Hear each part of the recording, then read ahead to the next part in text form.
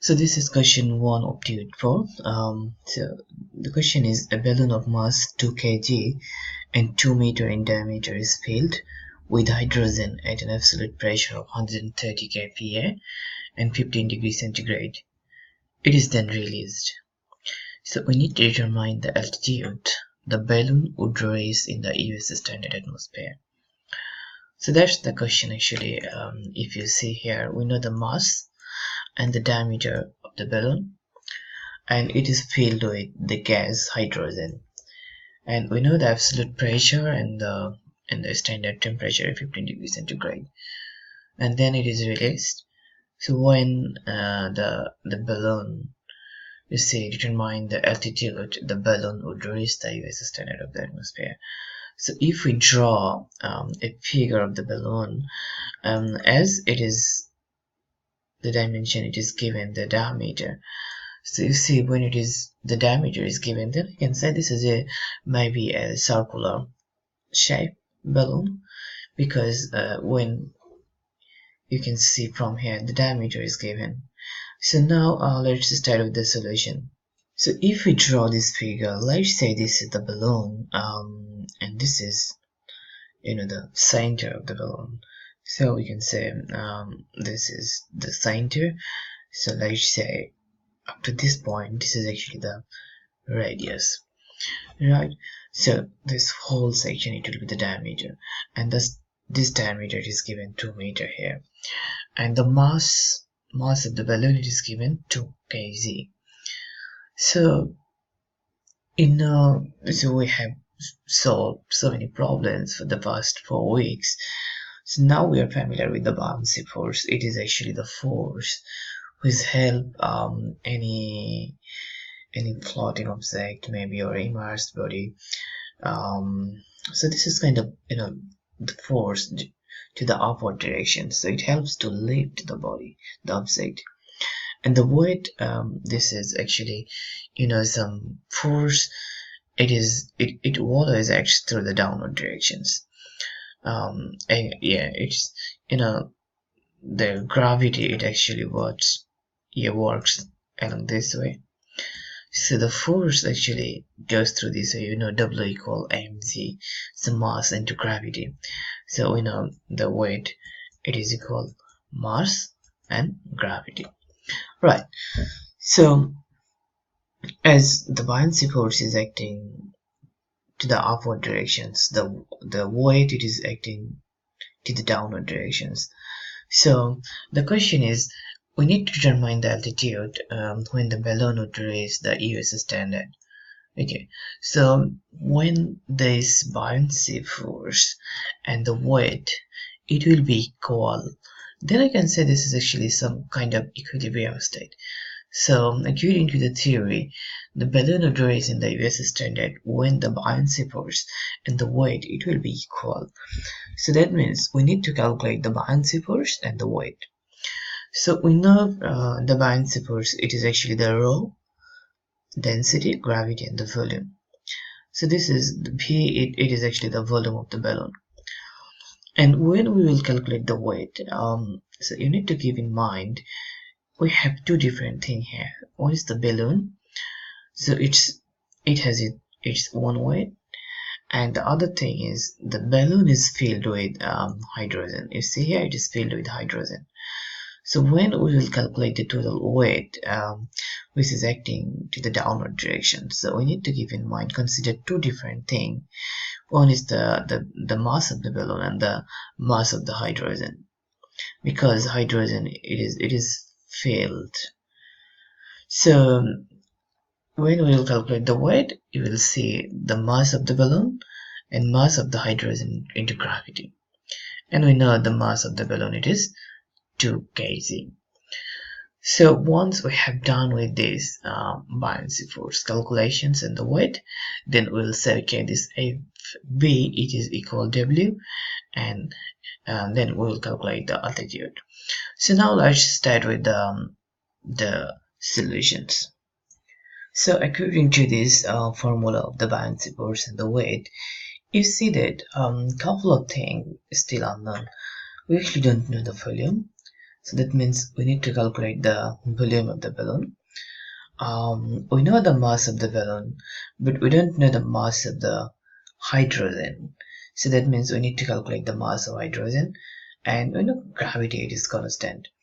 So if we want to calculate the mass of hydrogen, you see the mass of hydrogen has to so let's say mass, we usually define mass, it is by m. So we define mass equal m, and as we're calculating the mass of hydrogen, so m has 2. So the formula is mass equal the density and the volume. Density and volume, we used these equations previously, that m equal rho v. So here this is the density of the hydrogen. This is also unknown. We don't know the density of the hydrogen, and we don't know the volume. So let's calculate the density of the hydrogen at first. So from the gas equations we know P, the pressure, it is equal rho r T. So if you can remember, we used these equations previously, that P equal rho r T. So rho, it is actually, we are calculating the density of hydrogen. So let's say this is H2, and this gas gonna stand for H2 as well. So it will be P equal rho H2 R H2 and T. So we can say that rho H2, it is equal P over R H2 into T. So that means we got this formula, rho equal P by RT. It is actually P equal rho RT. So we know P equal this constant, the gas constant for hydrogen, it is 4 on 2 4, and the temperature T, this is 288. It is actually, if you see here, we know the temperature is 15 degrees centigrade. So 15 degrees centigrade means 15 plus 273, right? So that means 288. So we got this density of hydrogen is 0.109. So now the important thing is the volume. We need to calculate the volume. So see, in this solution the volume is given pi dq over 6. So how we actually got this? So we know the volume V, when it is in a circle or the circular thing, we know the volume, it is equal 4 over 3 and pi r cube, right? So this is actually the formula, 4 over 3 pi r cube. And if you can remember, I said this is actually this section, this is the radius. And if you see here, if I draw another line, so then this total, it will be diameter. So that means this is also r.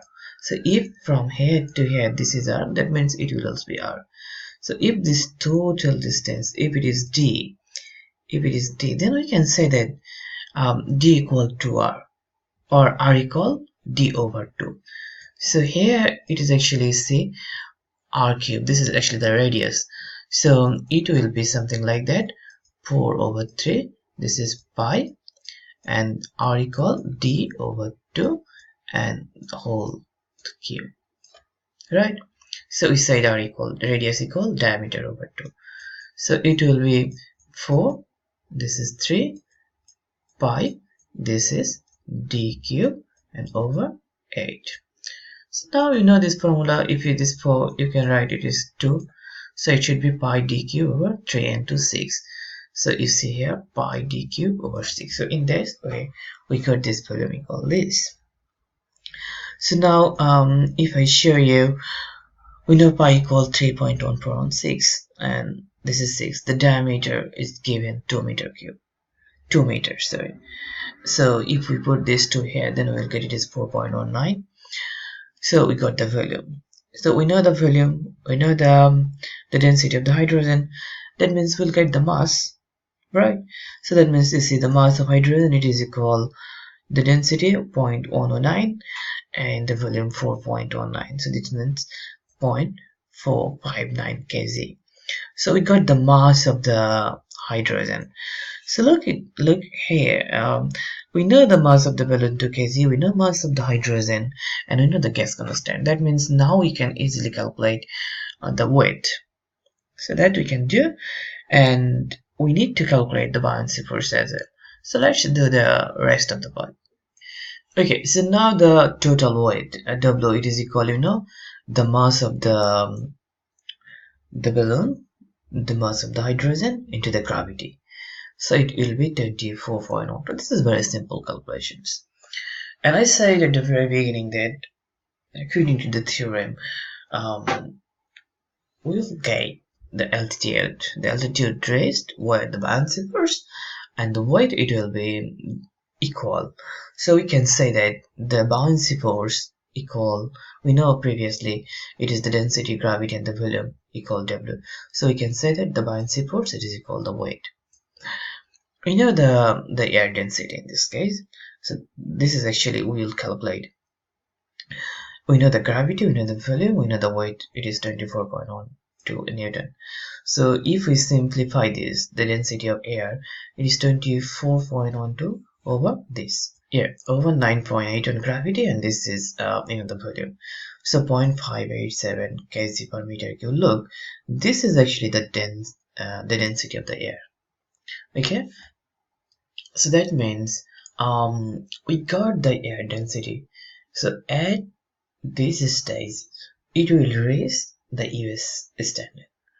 And we don't actually know the altitude. So we need to calculate the altitude. And now we need to do some interpolations. So if you can remember, we did some question. I can remember it was just a question. We did some interpolations for the US standard calculation, like we calculated the altitude. So we need to use a table for this. So if you see this table here, look here. Actually, this is the properties of the US standard atmosphere in SI unit. Look at this rectangular box. This column, it is for altitude, and this is actually the density, the air density. Can you remember we got 5 point something our air altitude, sorry, the density. So 5 point something. So you see this value actually here. So we need to calculate this corresponding altitude, but the value we got, it is directly not here. That means if we want to calculate the altitude for this corresponding value, then we need to do some interpolations. If you clearly see the value we got, can you remember what we got? So let me check the value we got from the calculations. I believe it is 0.587 we got. So 0.587, and if you are confused, this is 5.9. You see, it is e to the power -1, so it will be 0.59. So it will be 0.59, and we got it is 0.587. So that means the value we got, it is in between this value and this value. And look here, for this case, when the altitude is 6,000 meter, that means 6 kilometer, then the density is 0.66, and when it is 8,000, it is 0.5258. So we will use these two values, and we will calculate the corresponding altitude. So let's do that interpolation. So let me write down when the altitude is 6 kilometer. From that table we got the density is 0.66. When it is 8 kilometer, okay, so we got this value is 0.526, and the value we got from our calculation, it is 0.587, but we don't know actually the altitude height. So we don't know this altitude, so we need to calculate actually this value. So for 6 kilometer from the table, it is 0.66. When it is 8 kilometer, then it is 0.526. So you know the formula of the interpolations, it is actually our expected value. So we need to write height minus the initial value, this is 6, and then the end value, which is, we say 8 minus the initial value, this 6. So this is for the left hand side, and it will be equal to the right hand side. The same thing we'll do here. So this is 0.587 minus 0.66. So this one minus the top one, negative one, and if we did the same thing here, it is 0.526 minus this is 0.66. The same thing we did. So if we do some calculation, it will be h minus 6 and 8 minus 6, that means 2. So if we simplify this, then we will get this value h equal 7.09 kilometer. So it will be 9. Okay, so this is 9. So 7.09. So this is actually the altitude at this density when it is 0.587. So in the solution you have a got from the it online. So it is missing a little bit. You have only the formula. So if you see this one for this question or for many questions in future, for this course or any other course, whatever you will do in future, many times you need to do these interpolations. So this is actually the formula. So we got the haze here, it is 7.09 kilometer. So this is the altitude where it will reach the US standard.